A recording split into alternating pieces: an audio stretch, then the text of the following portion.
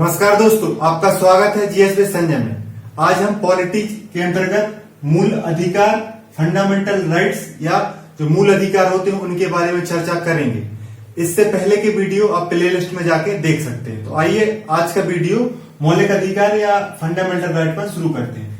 आज के इस वीडियो में हम जानेंगे कि फंडामेंटल राइट से मूल अधिकार होते क्या है, इनके संवैधानिक उपबंध संविधान में क्या किस प्रकार से इनकी व्यवस्था की गई है और संविधान में कहां पे ये हैं। फिर शामिल करने का उद्देश्य, मतलब कि मूल अधिकार को भारतीय संविधान में शामिल करने का उद्देश्य क्या है या किसी भी संविधान में मूल अधिकार क्यों शामिल किए जाते हैं, इसके बारे में जानेंगे कि वर्तमान में इनका महत्व क्या है और इनकी चर्चाएं क्या है। मतलब मूल अधिकार किस प्रकार से डिबेट्स में, चर्चा में, न्यूज में रहता है, वर्तमान में उसका महत्व क्या है, या अपने जीवन मौलिक अधिकार या मूल कर्तव्य या मूल अधिकारों से किस प्रकार जुड़ता है, उसकी चर्चा भी करेंगे। बाद में मूल्यांकन देखेंगे कि मूल अधिकार के बारे में समग्र रूप से चर्चा करेंगे। देखिए, मूल अधिकार एक बड़ा विषय है, इसको 2 या 3 पार्टों में समझेंगे। तो आप जुड़े रहिए जीएसबी संजय के साथ और समझते रहिए इस चीज को, है ना। तो सबसे पहले अगर बात करें तो क्या मूल अधिकार क्या है, सबसे पहले क्वेश्चन आता है कि मूल अधिकार क्या है। देखो, इनको बोलते हैं मूल या मौलिक। मतलब मूल या मौलिक इंग्लिश में बोलते हैं फंडामेंटल मतलब जो आधारभूत, किसी चीज के आधारभूत या मौलिक रूप से, मतलब जिसकी जरूरत है ही, जो अति महत्वपूर्ण है, सबसे महत्वपूर्ण है, बहुत इंपोर्टेंट है, उन्हें ही मूल या मौलिक कहा जाता है। तो व्यक्ति के दो प्रकार के विकास हैं, भौतिक और नैतिक। व्यक्ति के भौतिक और नैतिक विकास के लिए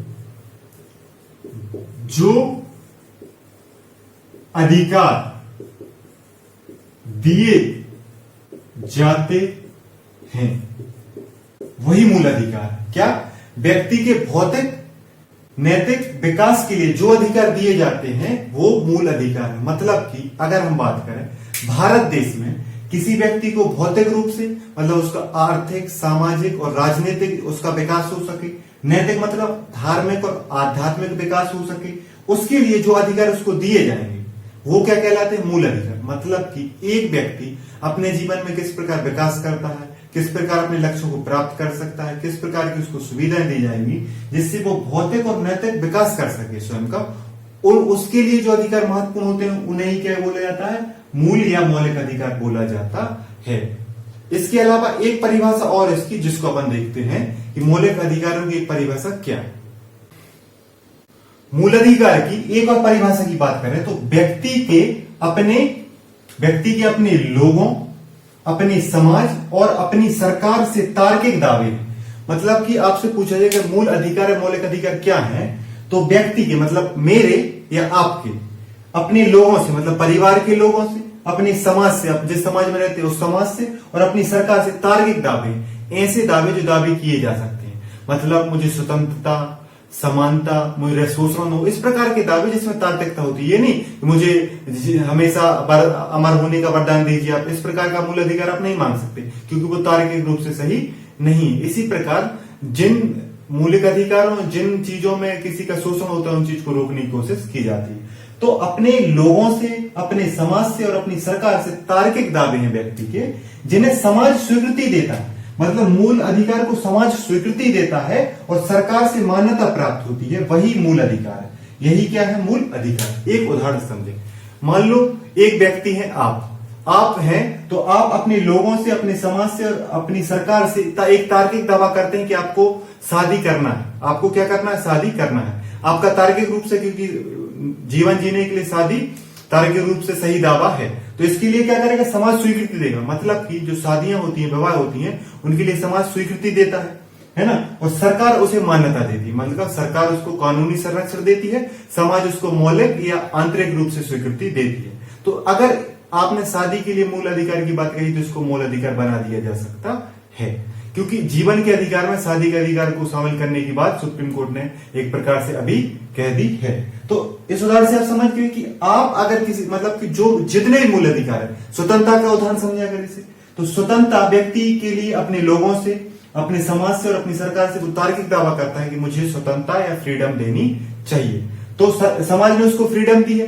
मतलब समाज ये कहता है कि आप इतनी स्वतंत्रता लीजिए जिससे समाज के दूसरे व्यक्ति का हित या दूसरे व्यक्ति की हानि ना हो। तो समाज ने स्वतंत्रता को स्वीकृति प्रदान की है और सरकार ने मान्यता प्रदान की। मतलब कि आपका अगर कोई स्वतंत्रता हनन करता है, आपकी कोई स्वतंत्रता छीनने की कोशिश करता है, तो सरकार कानून के द्वारा उसको संरक्षण प्रदान करता है।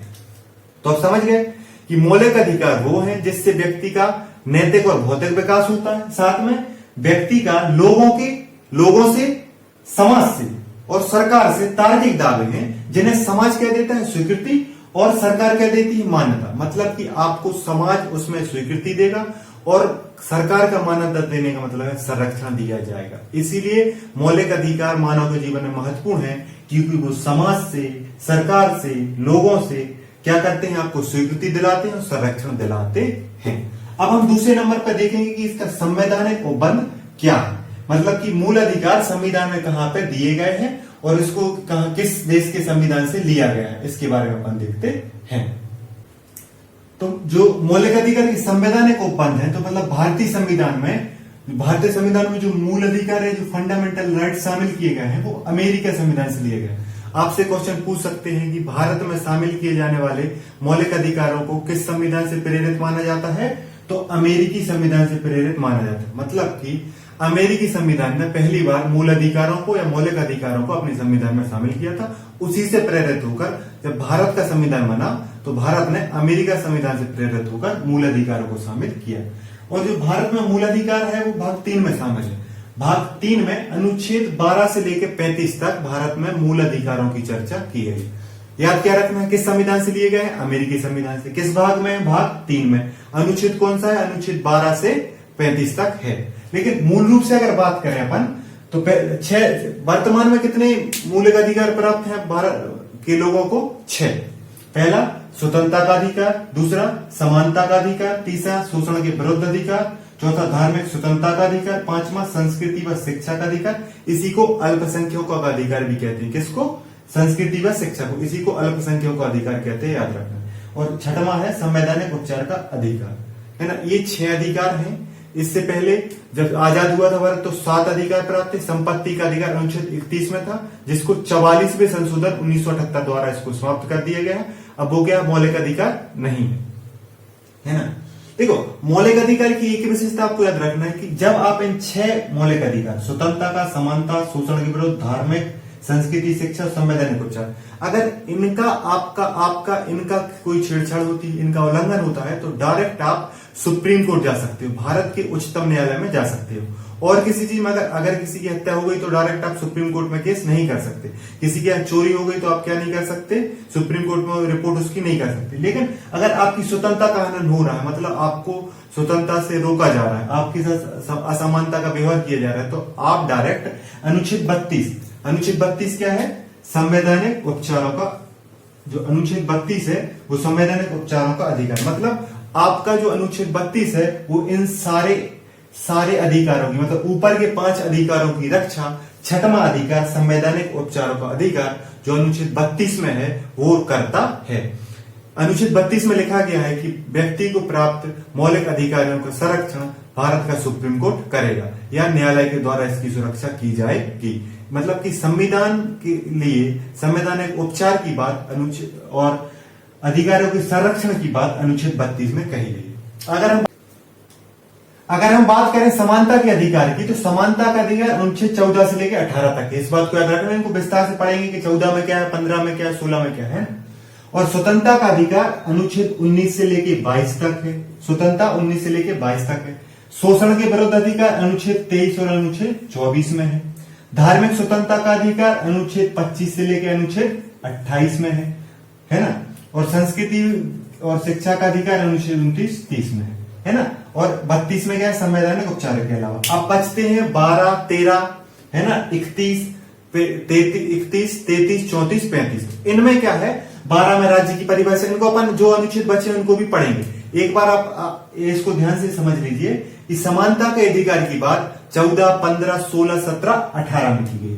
स्वतंत्रता के अधिकार की बात 19 से 22, मतलब 19, 20, 21, 22 में की गई। शोषण के विरुद्ध अधिकार 23 और 24 में की गई है। धार्मिक स्वतंत्रता 25, 26, 27, 28 में की गई है। संस्कृति व शिक्षा का अधिकार, इसी को क्या बोलते हैं, अल्पसंख्यकों का अधिकार 29-30 में की गई है, और संवैधानिक उपचार अनुच्छेद 32 में है। इसको एक उदाहरण से समझ लेते हैं कि जब आप 14 साल के होते हैं और 18 साल तक आप बात करते हैं कि आपको समान चीजें मिलनी चाहिए। आप मान लो आपका कोई भाई बहन है तो आप बोलते हैं कि बराबर बांटना चाहिए, समानता की बात करते हैं 14 से 18 तक। जैसे आप 18 के हो जाते हैं, आप कॉलेज लाइफ में आ जाते हैं तो आप स्वतंत्रता की मांग करते हैं। आप घर से कहते हैं कि आप जैसे 19 साल के होते हैं तो आप स्वतंत्रता की मांग करते हैं, तो 19 से 22 तक स्वतंत्रता। लेकिन 22 साल में क्या हो जाता है, आपकी शादी कर दी जाती है। 22 में मान लो आपकी शादी कर दी जाती है तो आपका वहां शोषण शुरू हो जाता है। 23 और 24 में किसकी बात है, शोषण की बात है। यहाँ पे शादी को शोषण के रूप में नहीं, लेकिन उदाहरण के मजाक के रूप में आप समझ रहे हैं ना।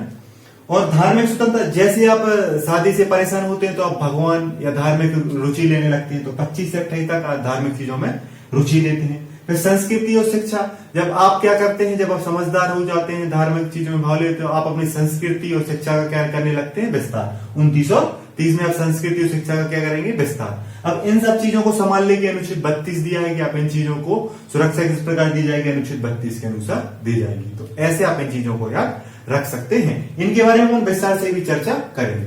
अब अपन देखते हैं कि संविधान में इनको शामिल करने का उद्देश्य क्या था, मतलब कि मूल अधिकार भारत के संविधान में शामिल क्यों किए गए। तो मूल अधिकारों को संविधान में शामिल करने के उद्देश्य 3 है, बहुत महत्वपूर्ण उद्देश्य हैं। जब संविधान सभा बैठी तो उसने बहुत सारे उद्देश्यों पर बात की, लेकिन अपन इन 3 उद्देश्यों से शामिल करने के महत्वपूर्ण उद्देश्यों को समझ सकते हैं। सबसे पहला उद्देश्य था कि जो ब्रिटिश शोषण से लोगों को बाहर निकालने के लिए मानव अधिकार के रूप में, मतलब कि जो ब्रिटिश सत्ता ने या ब्रिटिश के जो अधिकारी थे या शासन था ब्रिटिश का, उसमें जो लोगों का शोषण किया गया था, उस लोगों को बाहर निकालने के लिए उनको मानव अधिकार, उनके जीवन की सुरक्षा के लिए, उनकी स्वतंत्रता के लिए, उनकी समानता के लिए मानव अधिकार के रूप में मौलिक अधिकारों को भारत के संविधान में शामिल किया गया। राज्य की दमनकारी नीतियों से बचाने हेतु आपके लिए बता दें कि ये जो मौलिक अधिकार है वो किसके विरुद्ध प्राप्त है, राज्य के विरुद्ध प्राप्त है, राज्य के विरुद्ध प्राप्त है, राज्य के विरुद्ध प्राप्त है। मतलब कि राज्य के विरुद्ध से तात्पर्य यहाँ पे है कि मौलिक अधिकारों की रक्षा, जब कोई सरकार आपका दमन करने की कोशिश करेगी तो आप मौलिक अधिकार के अनुच्छेद 32 के तहत डायरेक्ट आप न्यायालय या भारत के उच्चतम न्यायालय जा सकते हैं। मतलब राज्य की दमनकारी नीतियों से बचाने के लिए अगर व्यक्ति के पास कोई चीज है तो वो उसके मौलिक अधिकार हैं, वो उसके मूल अधिकार हैं, इसीलिए इनको सबसे महत्वपूर्ण माना जाता है। और है ना, इसी और अनुच्छेद 32 को अंबेडकर जी ने संविधान की आत्मा इसीलिए कहा था क्योंकि इससे व्यक्तियों के हितों की रक्षा होती है, इससे व्यक्तियों की सुरक्षा सुनिश्चित होती है, इससे व्यक्तियों का विकास सुनिश्चित होता है। इसीलिए तो राज्य की दमनकारी नीतियों से बचने के लिए मौलिक अधिकार दिए गए। यही उद्देश्य था कि राज्य दमन न कर सके लोगों का, इस उद्देश्य से मौलिक अधिकार लोगों को दिए गए। ब्रिटिश शोषण से बाहर निकालने के लिए मौलिक अधिकार के रूप में भारत में मौलिक अधिकार को शामिल किया गया। व्यक्ति के विकास के लिए, मैंने जैसा कि परिभाषा ही बताया, व्यक्ति के नैतिक और भौतिक विकास के लिए मौलिक अधिकारों को भारत के संविधान में शामिल किया गया, भारत के लोगों को दिया गया। मतलब कि किसी भी देश का संविधान जब उस देश के लोगों को फंडामेंटल राइट्स या मूल अधिकार देता है तो उसका उद्देश्य होता है व्यक्ति का विकास, मानव का विकास। क्योंकि जब मानव विकास करेगा तो समाज विकास करेगा, तभी एक देश अच्छे से विकास कर पाएगा। क्योंकि लोगों का नैतिक भौतिक बैलेंस, जब संस्कृति और कल्चर और व्यक्ति का विकास अच्छे से होगा तभी एक व्यक्ति तरक्की कर सकता है और तभी एक देश तरक्की कर सकता है। तो ब्रिटिश शोषण से बाहर निकालने के लिए, राज्य की दमनकारी नीतियों से बचाने के लिए और व्यक्ति के विकास के लिए मौलिक अधिकारों को भारत के संविधान में शामिल किया गया। अब अपन देखते हैं कि वर्तमान में मौलिक अधिकारों का महत्व क्या है और इसकी चर्चाएं क्या है। उसी के साथ इन और मूल्यांकन को जोड़ के इन दोनों को साथ में समझने की कोशिश करते हैं। तो मौलिक अधिकारों का महत्व और इसकी चर्चा समझें तो सबसे पहले अगर अपन बात करें कि मूल अधिकार वर्तमान में चर्चा में कैसे आते हैं, जब व्यक्ति की निजता की बात होती है, जीवन के अधिकार की बात होती है, स्वतंत्रता, समानता, आरक्षण और नागरिकता, इनमें क्या मौलिक अधिकारों से टकराहट होती है।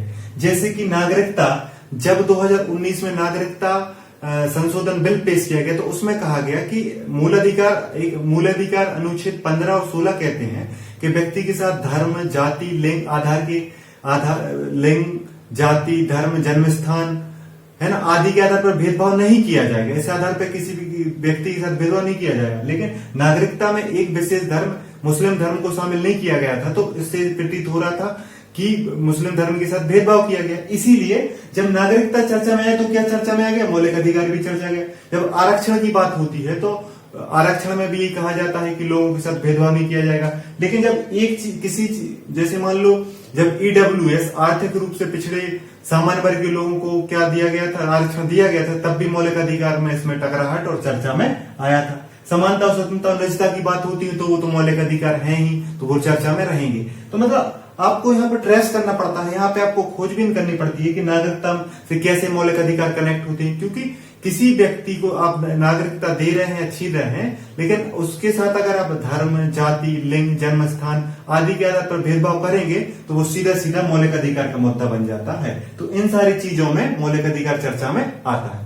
देखो, चर्चा में आने का मेरा समझाने का उद्देश्य यहाँ पे है, जिससे आप अगर डायरेक्टली इन चीजों की बात होगी तो मौलिक अधिकार शब्द का प्रयोग नहीं कर रहे, लेकिन आपसे कभी कभी इन चीजों की चर्चा में जब मौलिक अधिकार का क्वेश्चन पूछ लिया जाता है तो आपको मैं ये संबंध बताने की कोशिश कर रहा हूं कि नागरिकता से मौलिक अधिकार का संबंध कैसे जुड़ जाता है, आरक्षण का संबंध कैसे जुड़ जाता है, समानता, स्वतंत्रता, निजता, इन चीजों की चर्चा। जैसे वर्तमान में लव जिहाद की जो चर्चा चल रही है उसमें व्यक्ति में शादी का जो अधिकार है कि अपनी इच्छा से शादी करना, तो वो भी एक प्रकार से मौलिक अधिकार है। इलाहाबाद कोर्ट ने कहा है कि शादी करना निजता का मामला है। निजता क्या है, मौलिक अधिकार है जो अनुच्छेद 21 में जीवन के अधिकार के तहत आती है।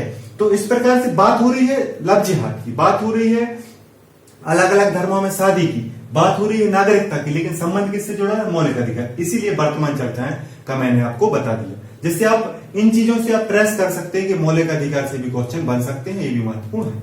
अब हम बात करें मौलिक अधिकार का महत्व क्या है, तो मौलिक अधिकार का सबसे बड़ा महत्व है कि मौलिक अधिकार न्यायोचित है।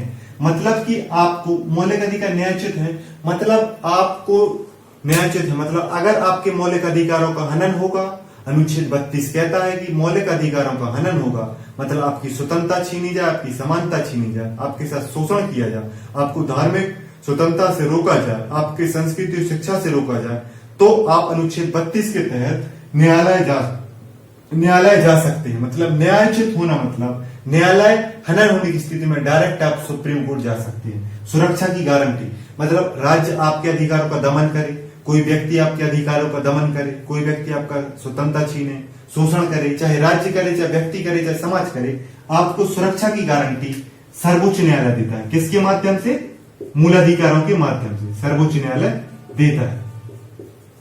मतलब कि सुरक्षा की गारंटी सर्वोच्च न्यायालय देता है, किसकी, मूल अधिकारों की सुरक्षा की गारंटी सर्वोच्च न्यायालय देता है। इसीलिए ये व्यक्ति के जीवन में बहुत महत्वपूर्ण हो जाते हैं।